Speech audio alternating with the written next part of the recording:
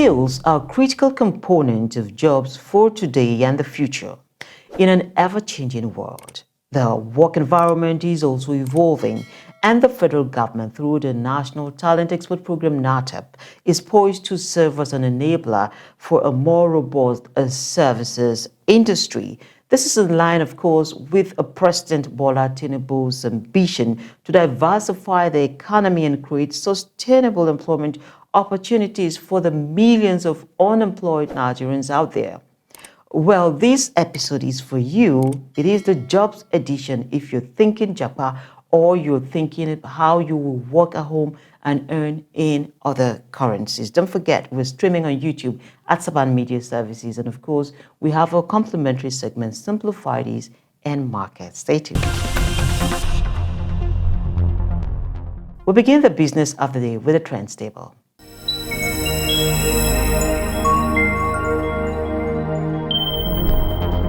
Nigeria, through the supervision of the Minister of Industry, Trade and Investment, Dr. Doris Uzoka Anite, has signed a Memorandum of Understanding MOU with Lab4, a US-based company, for the channeling of 50,000 full-time business process outsourcing BPO jobs to Nigeria. The MOU will be executed by the National Talent Export Program NATEP. Minister Doris Uzoka Anite said through NATEP, Nigeria can honorably export her talents in a mutually beneficial and reputation-preserving way, significantly reducing illegal migration. NATEP will ride on some strategic advantages of the Nigerian market that position us as a service export and outsourcing destination of choice. Some of these advantages include the following. We have a strategic location and time zone. We have highly skilled workforce. It's grassroots by nature. Okay, there will be facilities across the country that people are going to work. The BPOs are going to be recruiting people because they have an incentive to grow that BPO. The government believes that the jobs generated through this partnership have the potential to annually attract up to $1.2 billion into the Nigerian economy as income to the employed persons. NATEP was launched on the sidelines of the 2023 edition of the United Nations General Assembly to connect Nigerians to employment opportunities outside the country through two channels: physical talent export and business process outsourcing BPO. The Nigerian Communications Commission (NCC), along with telecommunications companies operating in Nigeria this week, announced the restoration of voice and data services following the disruption on March 14, 2024 due to cuts in undersea fiber optics. The damage was along the coast of Côte d'Ivoire and Senegal. Ruben Moka, Director of Public Affairs of NCC, in a statement, affirmed all operators who were impacted by the cuts have taken recovery capacity from submarine cables which were not impacted by the cuts and have thus recovered approximately 90% of their peak utilization capacities. An Abuja Federal High Court has ordered Binance Holdings Limited to provide the Economic and Financial Crimes Commission (EFCC) with the comprehensive data or information of all persons from Nigeria trading on its platform. Emeka Nwite, presiding judge, gave the ruling on an ex parte motion moved by Ekele Ehenacho, EFCC's lawyer, on February 29th. In the affidavit in support of the motion, Hama Bello, an operative of the EFCC, said, following the inauguration of the Technical Committee on Currency Stability and Forex Manipulation by the Office of the National Security Advisor, the Special Investigation Team (SIT) received an intelligence stating the nefarious activities, money laundering and terrorism financing on Binance, a cryptocurrency exchange platform. The affidavit added that the information afforded to the team by Binance shows that the total trading volume from Nigeria in 2023 alone stood at $21.6 billion. A report by CBN's Development Finance Department detailing loans to different sectors of the economy over the past years shows it has 2.126 trillion in unpaid funds from its intervention program. The funds were sourced from the cash reserve ratio (CRR) of deposit money banks (DMBs). Of the 2.408 trillion naira total loan disbursed to subnational governments and businesses across the country when the program was initiated in 2018, paid loans represent only 11.71%, or 282.04 billion naira of the total loans disbursed. Zenith Bank PLC has appointed Dr. Adaora Omioji as its new Group Managing Director effective June 1st, 2024. She is to take over from the current GMD, Dr. Ebenezer Eyoegu, whose time in office expires May 31st. A statement by the company secretary Michael Otu, which was filed with the Nigerian Exchange Limited, contained the information.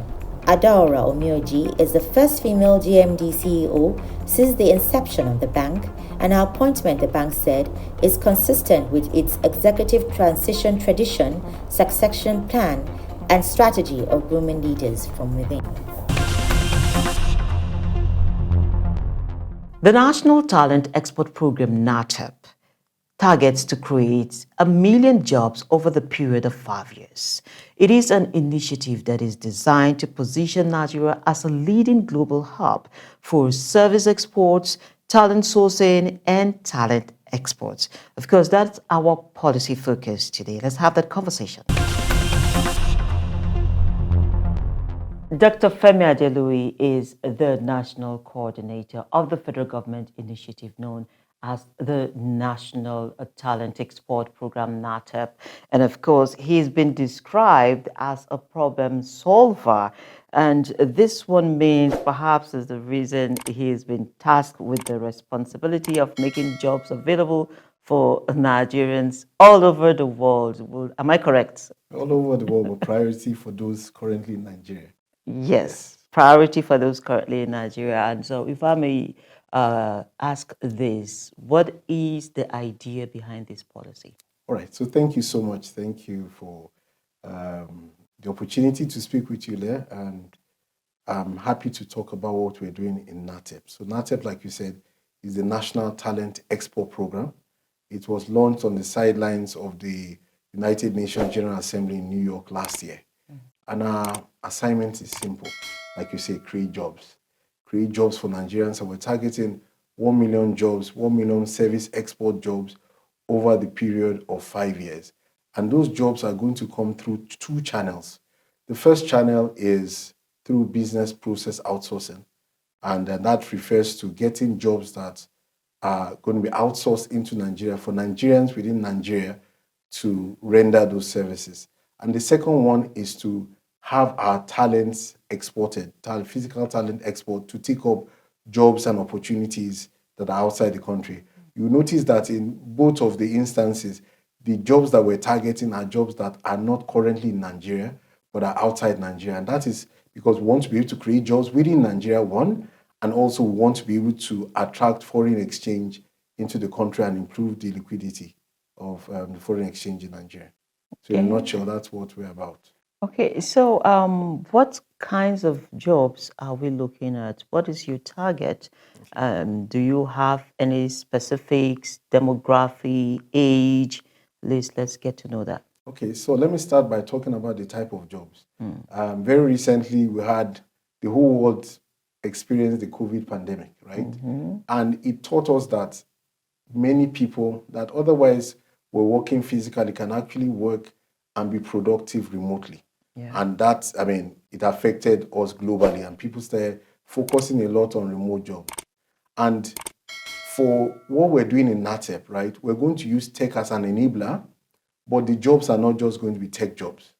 We are focusing on a number of sectors, and we have coined something that will make it easy for people to remember. We'll call them the impact sectors.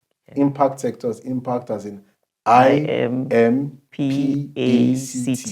I is for insurance. Jobs that are related to insurance. Someone will say, why are you focusing on insurance? Insurance is a big industry. You have insurance for healthcare. You have insurance for cyber security, cyber incidents. You have insurance covering all sorts of fields. So we feel that you focus on insurance as a sector on its own. The second one is medical. Now, when I say medical, immediately you think of nurses and doctors, but that's included, but not just that.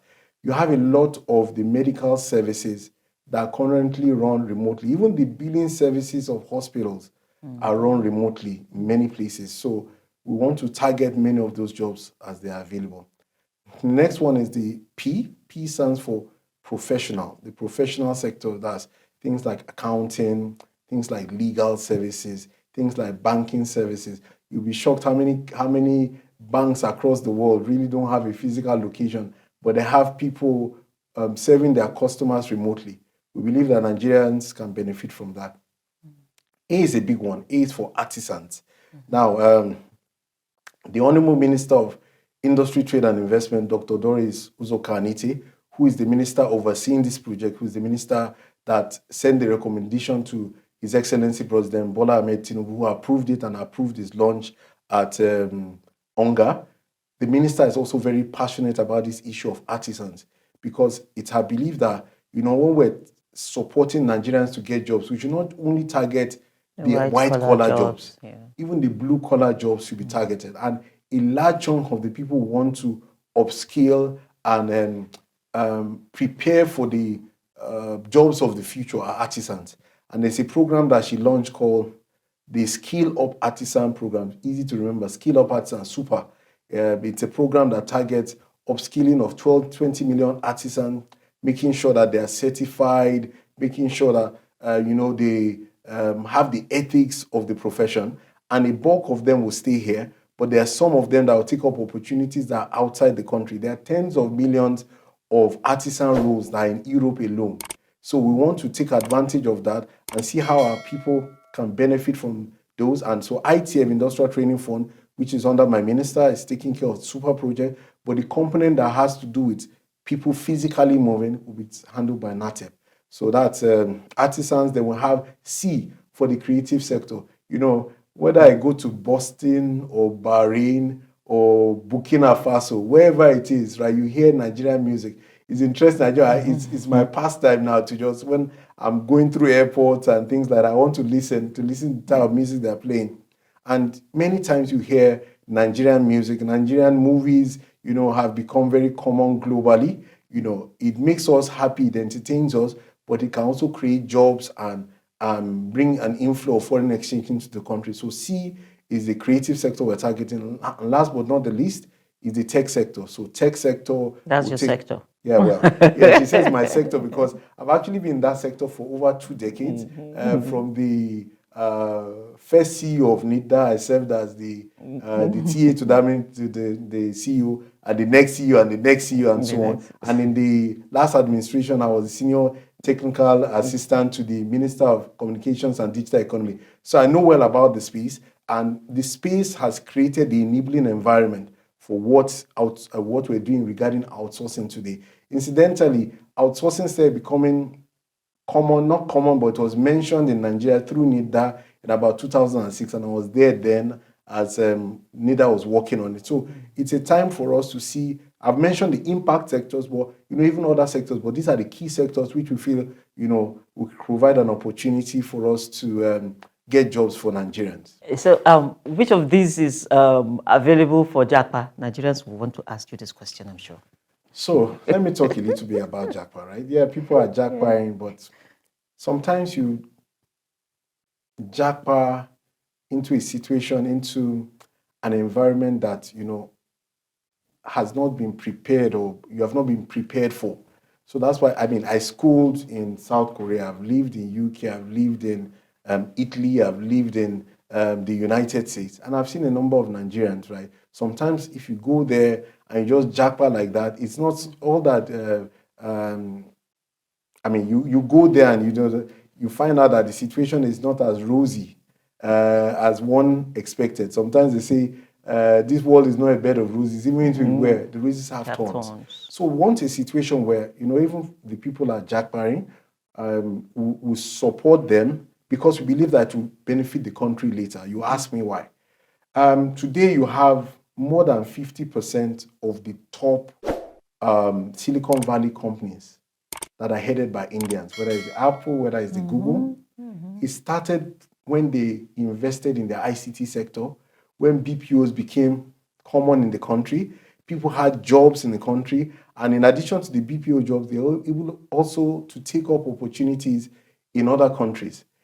They were given an opportunity, they proved themselves, they rose up through the ranks, and today they can influence what's happening in the tech sector.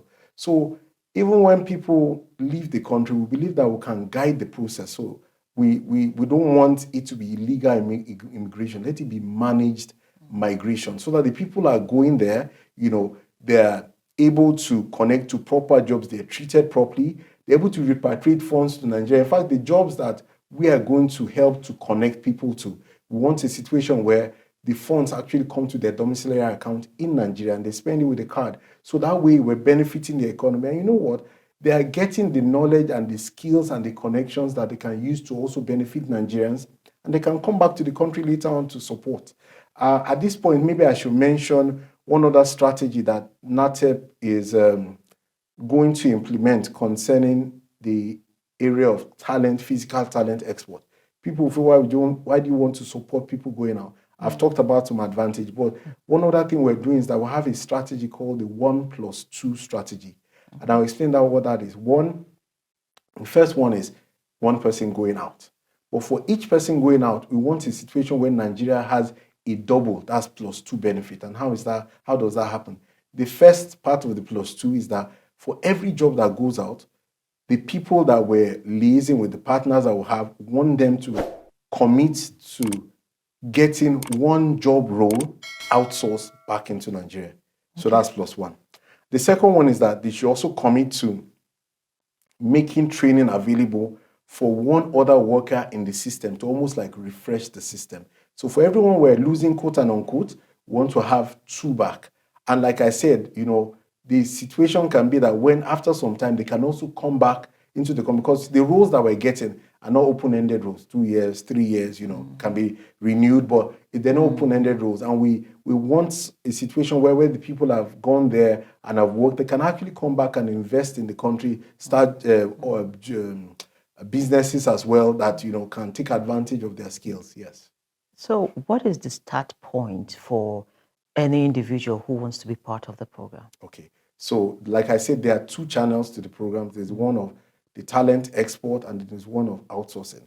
In both cases, we're going to get people to submit their profiles on the NATEP website, www.natep.gov.ng. Submit your profiles so that it's possible for us to map you to the available jobs, and to also help us know the type of profiles of people that are available, so that it helps us when we're negotiating for jobs. So that's the first point, right? The second point now, that's the part that has to do with the job seekers.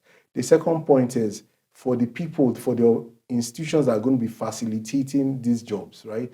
The first one is the BPOs. So we're going to get BPOs to register, and I'll talk about that a little later. So not just existing BPOs, we also want to get people that want to become business process outsourcing companies. That's for the BPO part. The second part is for those that will help us to facilitate the talent export. We'll call them the talent export facilitating institutions, right? They're going to help us to facilitate it, because we want a situation where when Nigerians go outside, we visit them regularly. We check that, they're being treated properly.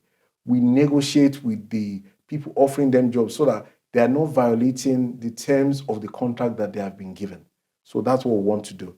And when people register, as the jobs become available from time to time, we help to map the profiles to the jobs and help through the process and help to get them in the jobs. Yes. Okay. I like to say something about the BPOs as well. Now, when people hear about BPOs, and the traditional approach of BPOs has been, you get this building, maybe a big building, get many people to come and work in that building, and you go to maybe one single company like Apple or Google and say, give us 2,000 outsourced jobs. While we're going to target that as well, the minister wants us, the minister is also responsible in this country for the small and medium enterprises industry. The minister wants us to build the BPO industry, which is a core responsibility of NATEP. So NATEP is not just doing these connections to job. We want to build the industry. We want to make sure that, Nigeria BPO industry is well regarded globally. So like I said, the traditional one is to have this big building that has many seats and people work there. But even like what we did yesterday with Lab 4, we're having a model where we're focusing on the grassroots. We want a situation that the BPOs will evolve organically. So we're targeting micro, mini, and mega BPOs. Micro can be BPOs less than 100 people. Mini can be 101 to about 500, and then mega can be above 500. The whole idea is this.